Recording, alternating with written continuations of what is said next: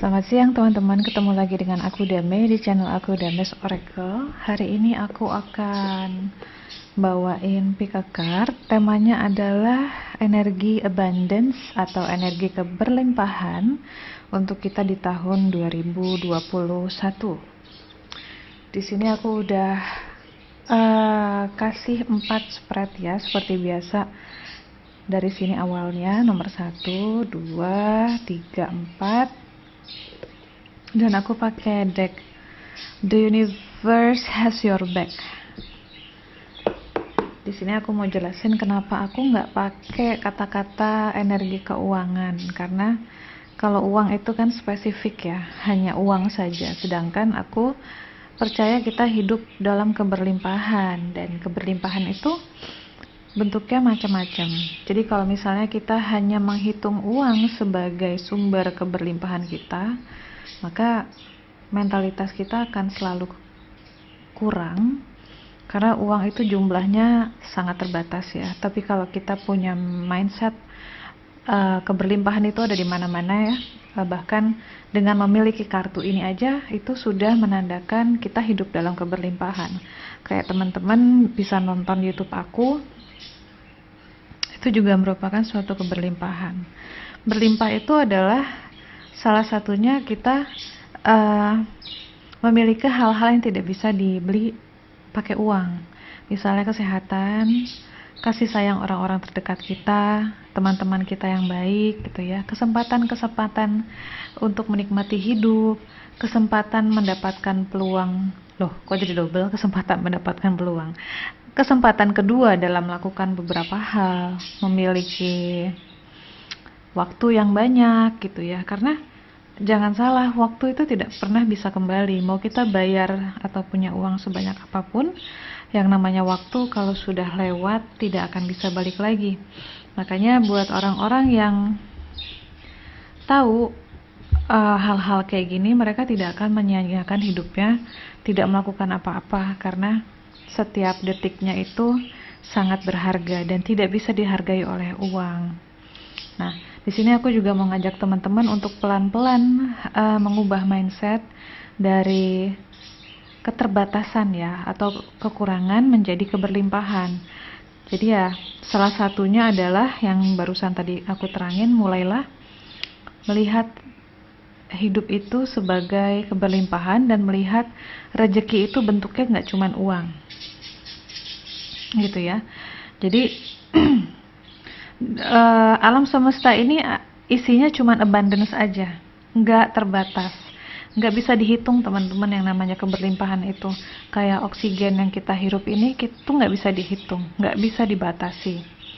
Kemudian air, kemudian listrik gitu ya, itu sebenarnya tidak terbatas sebenarnya sumber daya yang Tuhan kasih ke kita. Akan habis ketika manusia serakah atau memonopoli. Tapi fitrahnya keberlimpahan itu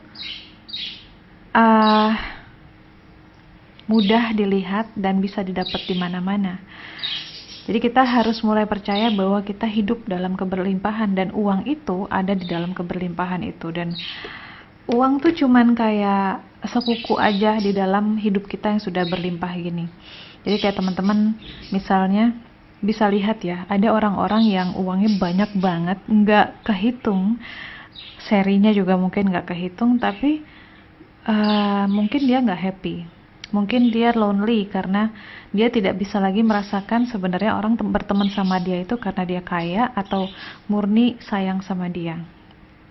Ada orang yang uangnya banyak dan sudah misalnya beramal banyak juga gitu ya, membantu banyak orang, tapi dia tetap merasa kosong di dalamnya, karena mungkin ketika dia masih dulunya gitu ya, dia mengumpulkan uang tersebut ya, bekerja keras, tapi dia kehilangan waktu bersama keluarganya, dia kehilangan waktu sama anak-anaknya gitu loh. Jadi marilah kita belajar untuk melihat bahwa hidup yang berlimpah inilah yang mau kita kejar ya, yang mau kita sadari, bukan kita kejar, karena kita sudah hidup di dalam keberlimpahan.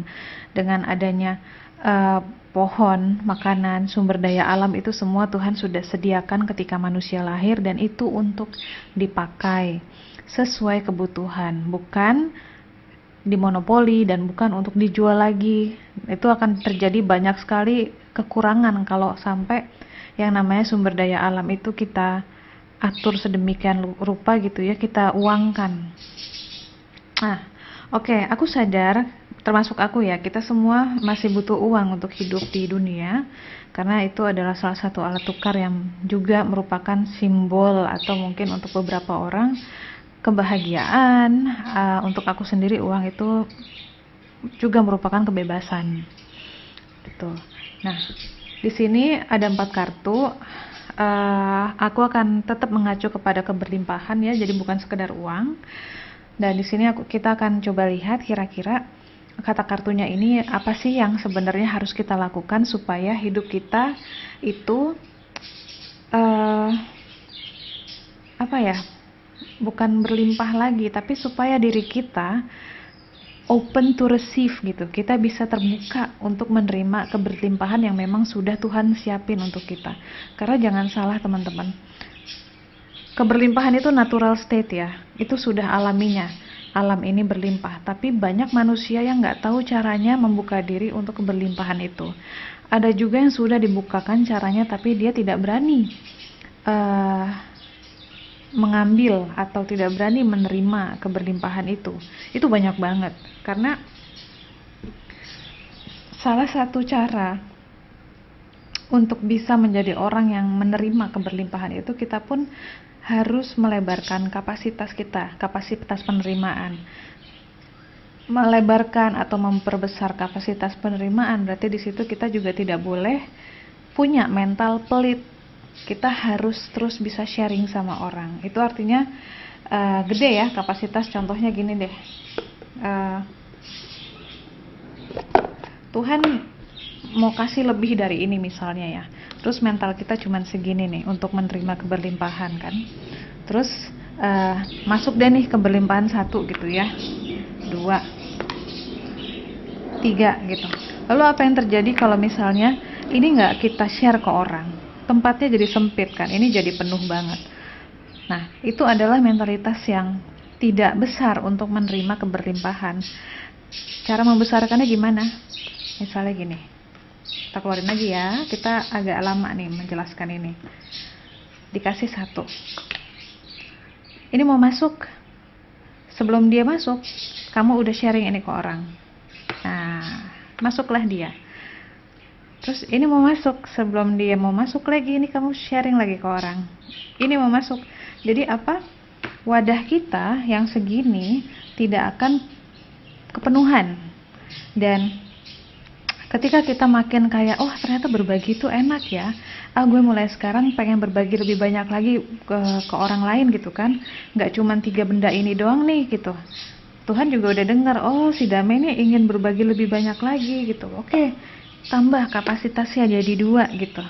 Nanti makin lama dia makin melihat bahwa oh ternyata hidup itu memang hanya untuk take and give, tambahin lagi segini kapasitasnya, karena dia udah mulai merasakan nikmatnya berbagi, nikmatnya menjadi alat untuk menolong orang, untuk memakmurkan komunitas, memperbaiki alam gitu. Jadi kita kalau mau memperbesar kapasitas, syaratnya adalah jangan pelit, dan jangan merasa kekurangan gitu. Oke? Nomor 1, di sini ada I always trust the direction of the universe. Gambarnya capung. Di sini dia bilang kalau di tahun 2021 ini, kalau kamu ingin hidup terasa berkelimpahan ya karena kelimpahan itu sudah ada, tapi kita kadang nggak bisa merasakan, nggak bisa melihat. Kamu harus percaya dulu bahwa apapun yang terjadi di dalam hidup kamu itu, kamu sudah being guided gitu, kamu sudah dipandu oleh Tuhan ya. Jadi kadang gini, kita menargetkan sesuatu, ingin punya sesuatu, atau ingin memiliki penghasilan dalam jumlah tertentu dari suatu pekerjaan, suatu karya yang kita jual. Kadang-kadang jalannya nggak bisa langsung ke sana. Kadang-kadang Tuhan bikin kita belok dulu, ketemu sama si orang ini, kemudian mendapat harga yang lebih rendah dulu, gitu kan. Tapi kemudian apa? Kamu berteman dengan dia suka dengan karya kamu, walaupun dia sanggup yang membelinya murah deh misalnya ya. Tapi karena kalian punya relationship yang baik gitu sebagai partner bisnis atau sebagai penjual dan pembeli, ada kenyamanan di situ, ada trust di situ, ada kepercayaan. Kemudian dia ngomong ke orang bahwa kalau mau beli ini sama si ini aja, dia orangnya enak, kooperatif, kamu bisa bikin sesuai yang kamu punya, harganya berapa, dia akan custom, dia akan menyesuaikan. Contohnya kayak gitu. Jadi sebagai manusia kita harus fleksibel. Di balik keluasan berpikir, di balik kefleksibelan itu sebenarnya ada caranya Tuhan membelok-belokkan kita untuk sampai kepada rezeki kita, kepada jodoh rezeki kita gitu, ada di mana. Kadang memang jalannya tidak lurus, jarang sih. Dalam hidup tuh jarang ada jalan yang lurus langsung nyampe plek gitu kan. Nah, kalau jalannya sudah belok-belok, kita hanya tinggal percaya aja. Yang penting mudah ya gitu.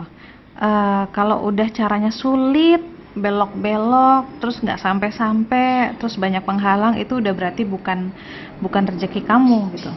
Tapi kalau satu-satu jalan kebuka, tapi kok lewat sini ya, kok lewat sini dulu ya gitu. Nah itu nggak apa-apa, itu berlatih percaya kepada proses, berlatih percaya kepada panduan yang sudah Tuhan berikan. Ya, jadi kamu nggak sendirian.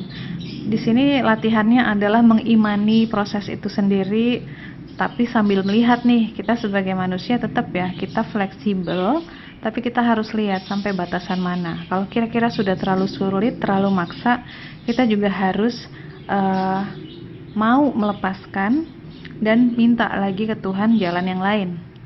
Ya, karena banyak cara kita hanya harus luwes untuk belok-belok.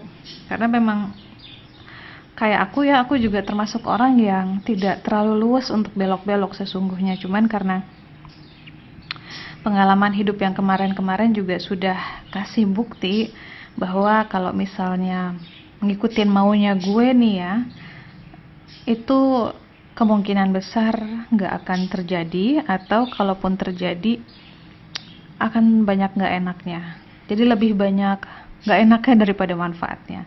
Tapi kalau sudah Tuhan yang pilihin nih, udah Tuhan yang tentuin, mungkin caranya belok-belok, tapi nanti pas dapet tujuannya itu lebih memuaskan ya gitu, kurang lebih kayak gitu ya. Jadi apapun kondisi kamu sekarang, perhatikan kamu sedang diarahkan kemana dan ikuti, yakin, jangan terlalu banyak prasangka, jangan takut, dan yakin aja selama niat kamu baik, selama kamu sudah berusaha semaksimal mungkin, Tuhan pasti akan kasih balasan yang setimpal.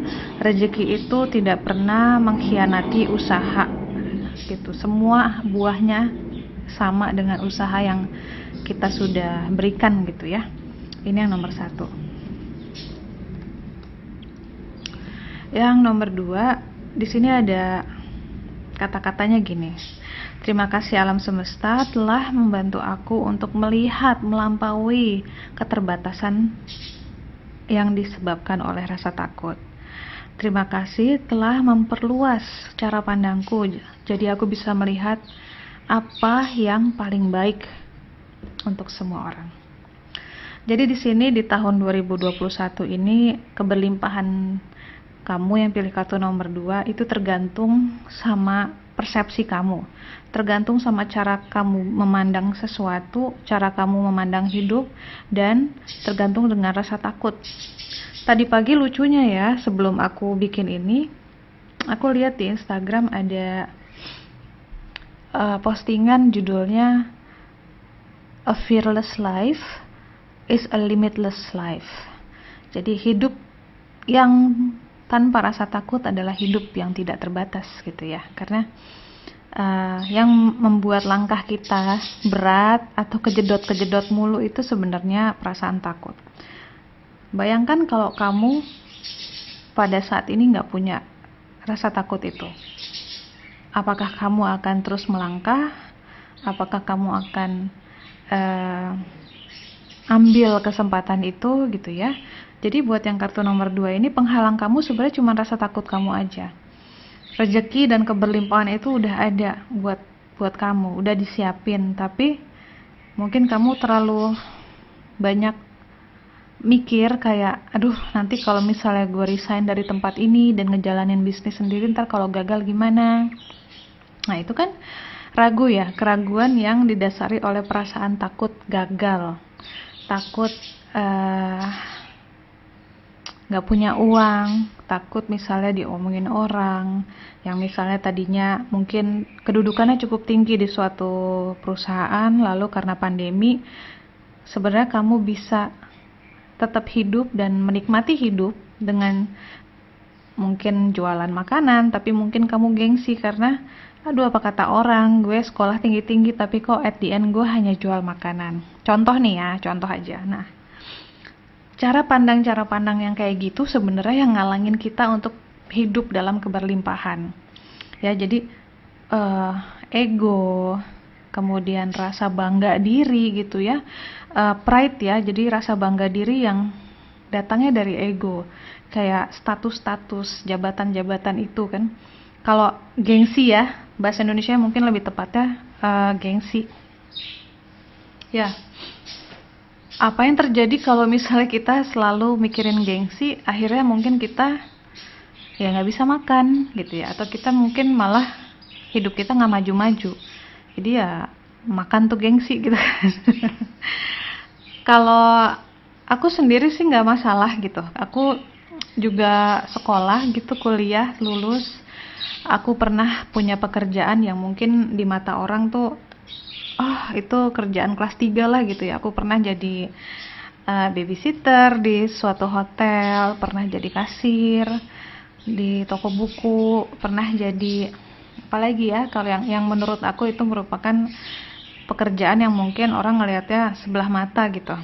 Aku pernah jadi telemarketer, jualin koran, sampai akhirnya karena aku nggak pernah milih-milih gitu ya kerjaan, yang penting aku jalanin. Akhirnya Tuhan ngasih tangga kali ya, yaitu tadi jalan yang berliku tadi. Akhirnya aku bisa sampai ke posisi-posisi yang bahkan orang sekolah tinggi pun belum tentu bisa ke sana gitu. Jadi makanya ada orang-orang pun juga bingung, kok aku bisa masuk ke kerja gitu ya di UN gitu kan, di PBB, kemudian kok aku bisa masuk kedutaan, kok aku bisa masuk kantor berita internasional gitu kan. Ya aku cuman ngerasa ya jangan takut aja, ketika opportunity-nya datang lu bisa ngelamar ya lamar aja gitu. Nantinya bagaimana itu mah urusan belakangan. Intinya gitu. Jangan takut ketika ada kesempatan, lakukan aja yang kamu bisa, yang sesuai dengan kesempatan yang terbuka itu. Nantinya mau bagaimana itu urusan nanti. Jangan takut gagal. Hidup itu bukan urusan menjadikan sesuatu sempurna ya. Nggak ada perfeksionisme di sini. Jangan takut gagal, karena cuman lewat kegagalan itu aja sih kamu bisa menyempurnakan pelajaran kamu di dunia ini gitu. Ini kerasa sih, ini banyak banget keraguannya di sini ya, padahal udah tinggal melangkah aja, cuman banyak takutnya. Kamu banyak takutnya. Ya di apa ya? Coba dipikir pakai logika aja. Diajak ngomong dirinya, ditanya, kamu takutnya apa? Coba kamu tulis rasa takutnya apa, akarnya dari mana, dan coba kaji lagi apakah rasa takut itu beralasan. Biasanya sih nggak beralasan, biasanya nggak masuk akal, nggak relevan gitu ya. Rasa takut itu benar-benar kayak cuman pikiran-pikiran yang nggak ada akarnya, bukan nggak ada akarnya, maksudnya tidak ada buktinya gitu di masa sekarang gitu loh. Jadi jangan dipercaya pikiran-pikiran kayak gitu. Kamu nggak akan tahu ini akan membuat kamu lebih baik atau tidak kalau kamu nggak nyoba. Intinya sih gitu. Ya, ini nomor 2. Yang nomor 3, the moment I embrace my peace. Di sini aku terjemahin langsung ya. Pada saat aku embrace itu apa ya? Pada saat aku merasa damai di dalam batinku dan aku berserah, menyerahkan semua hasil di saat ini kepada semesta,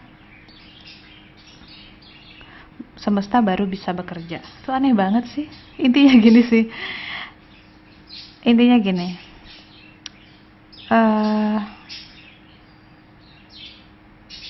Kalau kita punya tujuan, kita punya target nih ya, ingin punya penghasilan berapa, atau misalnya pengen punya rumah, atau mau apa ya, segala bentuk keberlimpahan yang kamu pengen gitu, untuk termanifestasi pada saat ini, di tahun ini, itu hanya, semesta tuh hanya bisa ngebantu kamu untuk mewujudkan itu ketika kamu rileks, ketika kamu percaya, kamu nggak ngoyo, nggak kayak orang kebakaran jenggot, ngejar target gitu ya, kayak orang-orang marketing gitu ya. Orang marketing kan gitu ya, suka harus ada tutup poin, kejar target. Nah, dalam hidup itu it doesn't work like that. Tidak seperti itu cara bekerjanya keajaiban ya, cara bekerjanya Tuhan. Semakin kita rileks, semakin kita percaya, semakin kita ngerasa kayak ya sudahlah gitu, mau terjadi syukur enggak, pasti ada yang terbaik buat gue, itu semakin cepat terjadinya, beneran. Karena ketika kita nggak terlalu fokusin ke situ terus, kita nggak menggenggam nih kan, nggak menggenggam dia, pokoknya gue mau ini gitu. Nah, Tuhan gimana bisa bantuin? Bisa aja sih dia bantuin ya, tapi nggak ada celah untuk keajaiban masuk ke sini gitu. Anggaplah ini adalah hal yang mau kamu tuju gitu ya. Tapi kalau misalnya kamu udah tahu nih, aku ingin ini ya Tuhan gitu, aku ingin tahun ini mau punya rumah, mau punya mobil gitu kan, atau mau umroh, mau apa gitu. Nih kamu tahu nih tujuannya nih. Nih, ini tujuannya Tuhan. Sekarang aku serahkan kepadamu. Dah, buka tangannya. Kalau tangannya kebuka, hatinya kebuka, pikirannya terbuka, banyak yang bisa masuk keajaiban ke dalam situ. Jadi semesta akan bekerja. Ya, kita hidup ini di alam penuh energi ya. Energi itu kan nggak kelihatan, tapi sangat powerful. Bentukannya itu bisa dari niat, bisa dari kata-kata dan doa. Nah, itu mereka bekerja membuat ini menjadi kenyataan, termanifestasi, termaterialisasi gitu. Jadi buat teman-teman yang pilih kartu nomor 3, kalau kamu udah tahu kamu mau punya apa atau kamu mau apa, jangan terlalu dikejar, jangan terlalu difokusin, samalah kayak ngejar kekasih ya, atau ngejar sesuatu ya. Apapun yang kita kejar pasti akan menjauh. Tapi kalau kita udah tahu nih, gue pengen ini nih gitu, ya sudah, tentukan itu, kemudian kamu jalani hidup dengan niatan misalnya supaya bisa ini, gue mau niatin bulan ini gue mau nabung ini gitu. Dah kerja seperti biasa, terus mau shopping gitu, tapi dengan kesadaran setidaknya ada bisa buat nabung gitu. Ngerti ya maksud aku? Kita nggak boleh terlalu menggenggam dan harus itu nggak begitu cara kerja di dunia ini gitu ya. Apapun, mau itu goalsnya adalah ingin kurus, mau itu goalsnya ingin menikah, ingin cari jodoh, tidak bisa dengan sesuatu niatan yang ekstrim yang pada akhirnya hanya menjauhkan tujuan itu dari kita. Begitu juga uang, begitu juga apapun ya, rezeki yang sudah Tuhan kasih, kita sebenarnya hanya tinggal membuka diri, fleksibel. Sebenarnya semua kartu sebelumnya ini adalah nyambungnya ke sini juga. Fleksibel, membuka diri, tidak takut pada saat lampu hijau sudah nyala, pintu sudah terbuka, jangan takut untuk melangkah. gitu ya. So nomor 3, jangan digenggam. Apapun yang kamu inginkan, izinkan Tuhan juga bekerja di dalamnya, izinkan keajaiban bekerja dengan tidak terlalu menggenggam itu. Nomor 3. Yang nomor terakhir, my outer experience are a reflection of my internal condition. Pengalaman hidupku yang di luar diri ya, pengalaman hidup adalah cerminan dari kondisi batinku. Oke. Jadi kalau saat ini kamu merasa hidup kamu kekurangan, coba tanya ke dalam, batin kamu kekurangan apa? Jadi kayak kamu misalnya kekurangan cinta, apakah kamu sudah memenuhi batinmu dengan cinta diri sendiri ya, bukan cinta dari orang lain. Kemudian misalnya saat ini kondisi kamu sedang kekurangan uang. Nah, apakah batin kamu pernah merasa cukup? Pernah merasa berlimpah? Apakah selama ini kamu dididik, dibesarkan dalam keluarga yang apa-apa tuh ngepas sehingga kamu menjadi dewasa dan berpikiran bahwa hidup itu ngepas gitu ya. Jadi semuanya itu berasal dari dalam, teman-teman. Kita nggak bisa bilang bahwa hidup gue abundance nih kalau di dalam hati kita nggak merasa abundance. Kita nggak bisa bilang bahwa hidup gue penuh cinta kalau hati kita tidak merasa full of love. Dan love itu bukan cuman soal romance, tapi bahkan keberlimpahan ini pun adalah simbol cintanya dari Tuhan gitu loh. Jadi yang bisa dilakukan di sini adalah dibenerin dulu mindsetnya, yakini. Jadi mindset udah bener nih, misalnya tadi kan aku udah terangin, jangan melihat uang sebagai keberlimpahan semata, cuman uang doang, tapi lihatlah seluruh hidup kamu sebagai keberlimpahan. Lalu yakini dengan kayak misalnya, oh iya ya, hari ini gue bangun enak badannya, hari ini gue sehat, hari ini mama papa gue akur, rukun, kakak-kakak gue baik-baik, itu udah keberlimpahan. Nah setiap hari aja, terus kamu lihat kamar kamu, wah enak gitu kan, rapi, terus ada makanan di meja walaupun cuma tahu tempe, wah alhamdulillah ada makanan. Lama-lama terlatih mental bahwa, oh iya ya gue hidup itu berlimpah banget ya. Banyak orang yang mungkin nggak punya makanan, banyak yang nggak punya rumah sendiri gitu kan. Nah, dengan setiap hari dilatih bersyukur, menyadari apa saja yang sudah kita punya, bahkan waktu kebersamaan dengan teman-teman yang kita sayang, orang-orang yang kita cintai, itu aja sudah rezeki yang nggak bisa dibayar pakai uang. Karena yang aku bilang tadi, yang namanya waktu nggak bisa dibeli untuk bisa balik lagi. Hari ini kamu masih sama dengan dia, mungkin nanti sore dia harus kerja atau apa, nggak bisa sama-sama lagi, dan tidak ada jaminan misalnya besok kamu bisa ketemu lagi. Coba pikirin seperti itu. Akhirnya apa? Kalau kita bisa berpikir seperti itu, akhirnya present moment saat sekarang ini menjadi present. Present itu kan kalau bahasa Inggris artinya sebenarnya gift ya, kado. Saat ini adalah present. Saat ini adalah berkah dan kado dari Tuhan yang kalau kita bisa menghargai, ini tuh jauh lebih berharga dari uang. Dan kalau kita sudah punya mentalitas seperti itu, maka semakin banyak abundance tertarik ke dalam hidup kita. Dan di dalam abundance itu ada apa? Ada uang. Gitu. Jadi caranya begitu. Jangan punya uang dulu, kemudian kamu akan bisa merasa berlimpah. Enggak. Banyak banget teman-teman, banyak banget orang yang uangnya banyak, tapi hatinya tidak merasa berlimpah. Nah, coba bentuklah hati yang keberlimpahan ini dulu ya. Hati yang merasakan betapa berlimpahnya hidup di dunia ini, baru kemudian nanti alam akan mengikuti vibrasi keberlimpahan kamu. Oh, si Dame udah merasa berlimpah nih gitu kan. Oh ya udah, tambahin aja deh lagi nih. Ini adalah attractor ya, penarik keberlimpahan yang luar biasa nih. Merasa bersyukur, merasa kaya gitu. Kaya yang bukan cuma dari uang. Gitu ya. Jadi yang nomor 4, cobalah merasa kaya di dalam ya, dan bukan cuman karena uang, tapi karena kamu punya hal-hal yang kamu tahu itu nggak akan bisa dibeli pakai uang kalau dia nggak ada. Oke, itu aja. Semoga bermanfaat, semoga bisa membantu mengubah mindset yang mungkin selama ini limited ya, terbatas, sehingga abundance pun jadi terbatas datang ke hidup kita. Dan pada dasarnya kalau aku lihat sih keseluruhan kartu ini, energi abundance di tahun 2021 itu benar-benar sebenarnya nggak pernah berubah, teman-teman. Tuhan itu tidak pernah mengubah keberlimpahan dari zaman dunia diciptakan, mungkin sampai nanti dunia ini musnah.